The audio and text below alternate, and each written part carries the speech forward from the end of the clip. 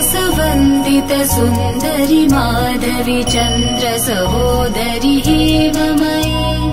मुनिगणमण्डित मोक्षप्रदायनि मञ्जुलभाषिणि वेदनुते पङ्कजवासिनि देवसुपूजित सद्गुणवर्षिणि शान्तियुते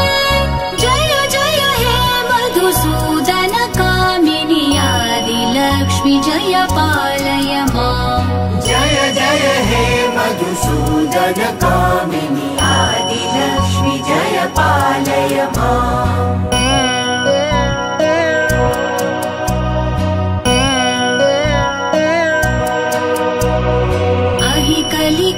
कलिकल्मषनाशिनि कामिनि वैदिकरूपिणि वेदवये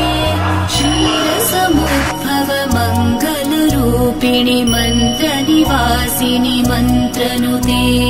मङ्गलदायिनि अम्बुजवासिनि देवगणाश्रित पादयुते जय जय हे मधुसूदन कामिनि धान्यलक्ष्मि जय पालय माम् जय जय हे मधुसूदन कामिनि धान्यलक्ष्मि जय पालय माम्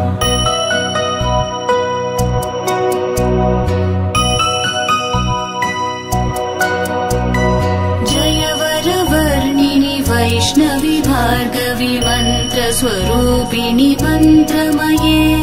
सुरगणपूजित शीघ्रफलप्रद ज्ञानविकासिनि शास्त्रनुते भवभयहारिणि पापविमोचनि साधुजनाश्रित पादयुते जय जय हे मधुसूदन कामिनि धैर्यलक्ष्मि सदा पालय माम् जय जय हे मधुसूदन कामिनि